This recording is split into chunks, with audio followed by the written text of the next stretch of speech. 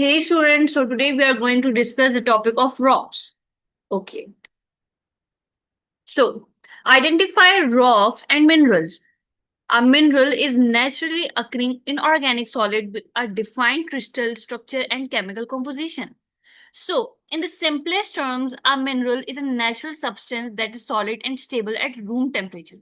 Okay, it is not made by humans and it is not made from living things like planets or animals. Okay, so every mineral has its own ID card, you can say, a special chemical recipe, and a unique internal pattern that never changes. Okay, so if you find a mystery object, it must passes these five tests to be called a mineral. Occurs in nature, inorganic, solid, has a chemical formula, and has a crystal structure. Occurs in nature. What is the meaning of that? It basically means that naturally occurring, like it was made by geological processes in the earth, not in a factory. Okay. Inorganic. What is the meaning of inorganic? It means that it is made of non-living pattern. It was never alive, unlike coal, which comes from ancient plants. Okay. Solid. It holds its shapes. Liquid like oil and gases are not minerals. Okay. And has a chemical formula means that it follows a strict recipe. For example, every piece of pure gold is made only of gold atoms. Okay. Crystal structure means that if you could shrink down and look inside, the atoms are arranged in a perfect repeating patterns. Okay. So basically, this slide uses a diamond to show you how the mineral checklist works in real life. Okay. And it proves that a diamond is a perfect example of a mineral because it checks every box.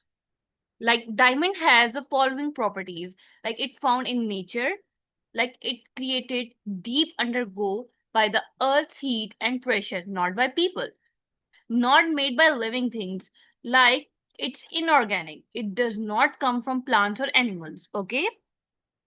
Fixed crystal structure. Inside a diamond, you can see that the atoms are locked in a very specific organized pattern. This is what makes it so hard, okay? Solid. Like it is not a liquid or a gas, it stays in one firm shape, okay? Made of carbon, which is a pure substance. So, this is its recipe or chemical formula. A pure diamond is made of just one element, which is carbon only, okay? Rocks. Okay. Minerals are the building blocks of rocks. A rock can be made of one or more minerals.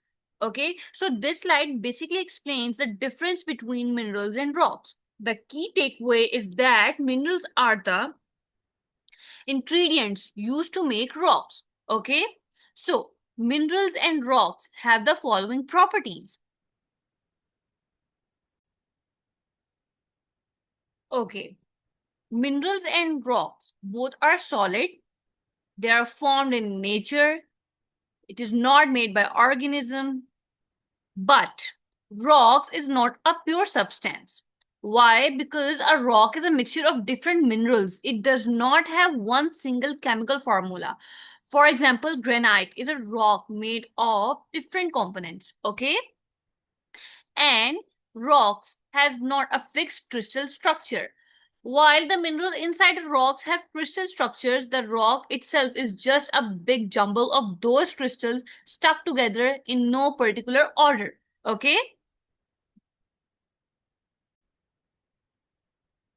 So, this slide basically shows another real life example of a mineral called plagioclase. Okay? Just like the diamond example, it uses the mineral checklist to prove why it belongs in that category. Okay, so it has the following properties naturally occurring. So it is formed in the Earth's crust, okay, without any help from humans. Okay, so it is a naturally occurring solid, like it stays in a firm hard shape, and pure substance, like it has a specific chemical makeup. It is a type of, you can say, feldspar made of aluminium, silicon, oxygen, and either sodium or calcium. Okay, not made by organisms. Okay, it is inorganic. It does not come from anything that has once alive. Okay, fixed crystal structure. So basically, its internal atoms are arranged in a specific geometric pattern. Okay, so it is a fixed crystal structure. Okay, students, read the slide and do it yourself. Okay, and understand it properly.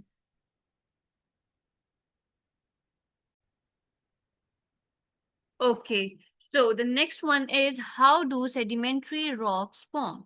So this slide basically explains how sedimentary rocks are made.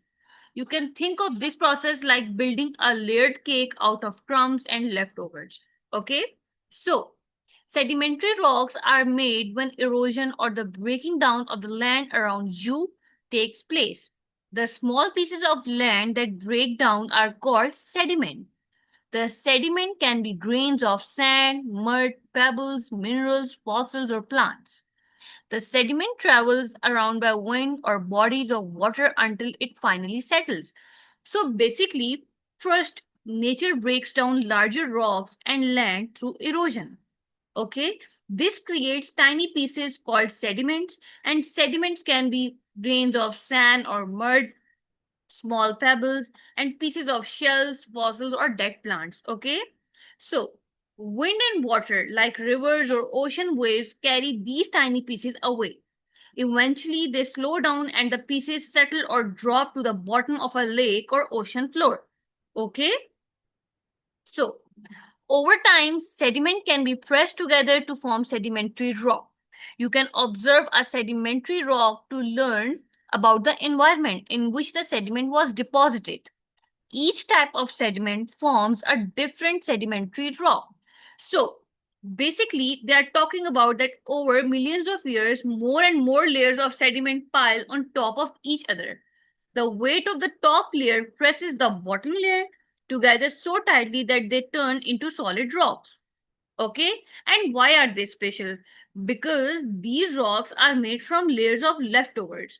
They often contain fossils. Okay? So, scientists study these layers like a history book to learn what the earth looked like millions of years ago. Okay?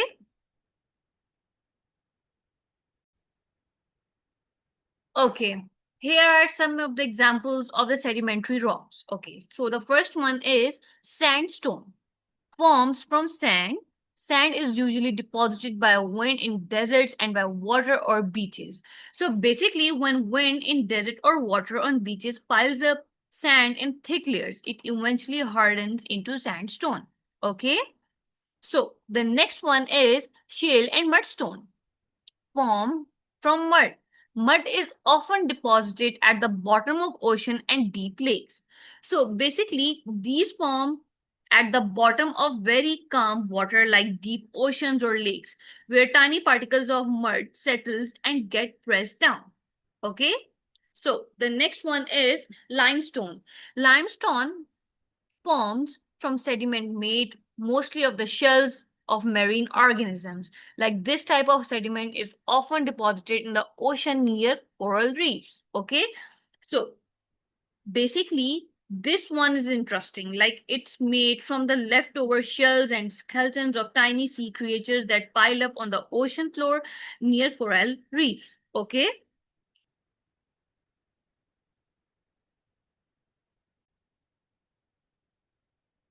okay.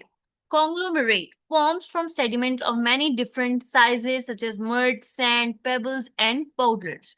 This type of sediment is usually carried by glaciers and fast flowing rivers.